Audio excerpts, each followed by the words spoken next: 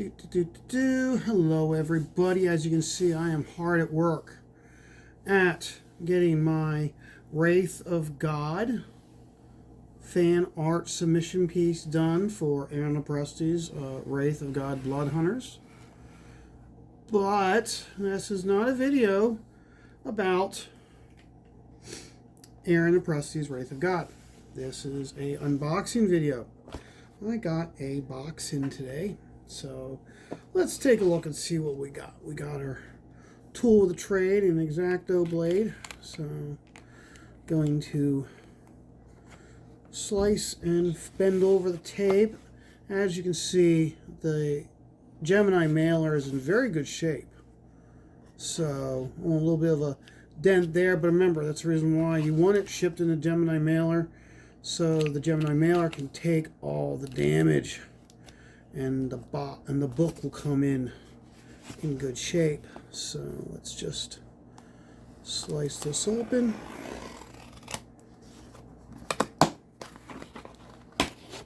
Okay. And we have, there we go, everybody. Let's set the knife off to the side. There we go. Fatl. Get rid of the box. And there we go. Fatl by Clint Stoker. Let's see here. Oh, yeah, we got some goodies here. So let's see what all we got here.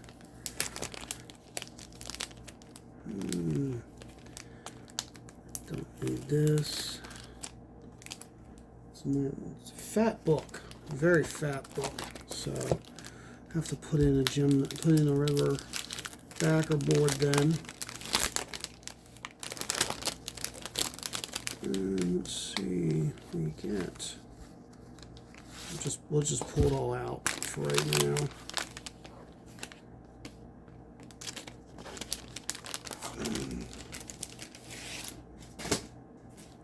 So we got the book, which is a hefty, thick book. I don't even remember how many pages this is. But it's also got the wraparound cover. Oh, wow, look. It's got a barcode on it. So he has every intention of getting this out to the public with stores to carry it. That's always good. Like to see that type of stuff. I'm a huge opponent that if, after it's been crowdfunded, if the creator is able to, whether they're able to break this into multiple issues and get it solicited through Diamond to stores, I'm a big fan of that. For me, it comes down to, you want to be able to get your product out to as many people as possible, and not just your backers. Your backers, you want them to get the book first, of course.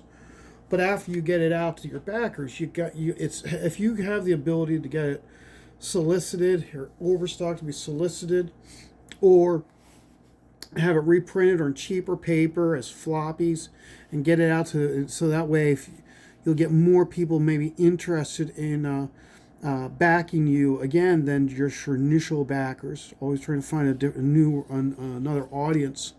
So we get ourselves a bookmark. It's a nice narrow bookmark.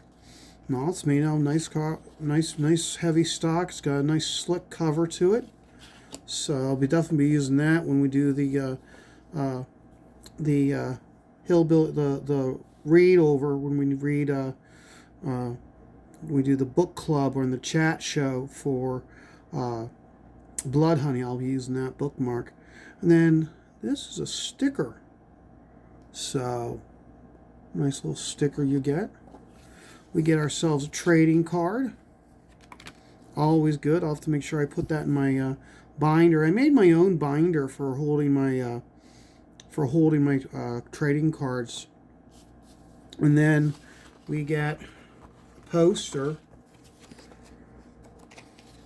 and yeah, a nice fold out poster. So I'm assuming this is an image from inside the book, but I will have to read the book to find out. So, but yeah, I mean, this is one of those books where, like, when I first discovered crowdfunding through Indiegogo, I saw this and I was interested in it, but didn't know the creator. Now, I mean, back then when I first was, at first I didn't know a lot of these creators other than the former mainstream guys. But this is a big year for me because many non-mainstream professionals are going to be fulfilling their books this year. So this is going to be a big year for me to determine whether moving forward, whether I'm going to continue to back books by creators who'd never worked in the mainstream. And that's nothing against these individuals. It's the reason why I'm very specific with my wording. Because as far as I'm concerned, the fact that a book got produced, these are now comic book professionals. That's the reason why there's a difference between a comic book professional and a former mainstream professional. Okay, this is a book that I can see just by the level of this of the artwork on the cover here, and when we open it up, we get in here and we have how Charlie Snuggins is doing the. Oh wow, look, okay, got it signed. Nice, nice, nice. So Charlie Snuggins and Clint Stoker, they did the story. Clint did the script. Charlie Snuggins did the artwork. We got colors by Charlie Snuggin, Fresher Luke, and William Hale, and with the letters by Eric Weathers, edited by Christina Lynn and Stephanie Stoker. And then we go into the book itself. Now I'm not worried about like first 2-3 pages. I mean, we can see how this image here we've seen from the campaign, but these pages up here, or these panels up there, and this page here, I'm seeing it for the very first time. But I'm looking at this, and this is the quality of a book, artwork wise, okay, that we would have seen in the mainstream, okay. And that's the reason why I'm very specific that if I'm going to be very specific, okay, if the mainstream comic book industry was healthy and the environment within the mainstream industry wasn't so toxic, okay, Clint Stoker, Charlie Snuggins, I could see this being one of those books that would get them noticed and then employed by the mainstream, which used to be the way you wanted. Your goal was to get to that point that you'd be hired by Marvel or DC.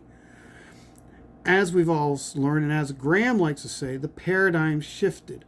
Okay, now it's one of those where it's like, if you had worked in the mainstream, the reason why you, like right now, let's say Clint Stoker and Charlie Snuggins were able to get themselves a deal, and they did a story. Okay, let's say it was a Captain Comet for DC. Okay, or weird Space Tale or something like that. Okay, if they did that and they just did like a 4-issue series, okay, that would give them heavier clout to then do their own stuff. But because the industry is so weak, now it's one of those where it's like they've proven with fulfilling it. Now, did it take them a long time? Yes. Okay, I know that there were outside factors that inhibited them from getting the book done within a timely manner, and I kind of want to almost use air quotes with that. But as the saying, the proof is in the pudding. Okay, the artwork, going through reading this book, the artwork and the story will matter most, and will be a deciding factor with whether they can repeat their success moving forward as they did with Fatl. Okay, For all I know, both these guys have YouTube channels, and they were keeping fans abreast. I don't know if they were. It's the one nice thing about the former mainstream artists, is they have larger channels, larger audiences, so that they can keep the fans updated through their shows. Okay, with me, I backed this just a month ago, when I found out that it had finally gone to the printers and was going to start fulfillment soon. That's when I backed it, because it was like I kind of wanted it, but it was like it was taking so long for it to be produced. I was really was hesitant to pull the trigger, so I pulled the trigger at the very end. But you know what? There's nothing wrong with that. Okay, Graham Nolan, who's the person who got me into really got me into backing these campaigns and getting back into having faith in a campaign being fulfilled in crowdfunding, was when he did his Chenoo. And I got the Chenoo just before he fulfilled. I backed it through Indiegogo, but because I was unfamiliar with Indiegogo, I assumed that it wasn't in campaign mode, so I didn't think I was going to get any of this extra stuff. Okay, I didn't think I'd be getting any of this stuff. That I'd just be getting the book. So I was very surprised when I got Graham Nolan's Chenoo, and it had the sticker, the card, the bookmark. So while I know so many people have had creators have had issues with Indiegogo, the biggest positive that Indiegogo has is the fact that with Indiegogo, you can keep it in demand until you fulfill it. Okay, which enables you to continue to get backers, and funds will continue to rise. So this may be the launching book that moving forward I'm always going to want to back Clint and Charlie, just like once I got hold of Graham's book, I became Graham's hands down my favorite YouTuber / crowdfunder for comics. He keeps you properly informed throughout the entire process. He fulfills, and you get a quality book that is going to be worth your money. Okay, this book right here, because it's so thick. Let's see if I can get it angled so you can see it. Okay, you can see that's a nice thick book. Okay, I'm looking forward to this, and when I'm done reading it, I will give you guys a review. When I do my review, I will try my best not to give anything away. So that way, why? Because I want you to get it yourself if the review is good. So that's it. I'm going to get back to this Wraith of God piece. As we can see, I got some work to do on it. I got to finish the rocks here. I got to finish what's remaining of this guy's face here. I got to finish the wraith up here, and then after I've gotten this all done, I then have to go in and start hitting it with the whiteout, so that way you have that feeling of the one barrel being pulled, the trigger for the one barrel being pulled, and has blown half his face off. So I'm really going to be going in crazy with the whiteout, and I got to do that the next day or so, because the deadline to have this piece done is the 28th of February. So it's coming on very quickly.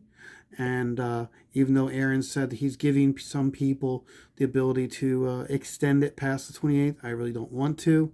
I'd ask everybody who's if you are a fan of Clint's stuff, I would say go over to Aaron and see his campaign for his Blood Hunter series. His first book, Wraith of God, was very successful, and he's following it up with Blood Hunters, and so far Blood Hunters looks like it's just going to be as good as the original campaign. So Everybody, you have a great day. You have a great evening. And remember, life is stressful. Just take it all one dot at a time.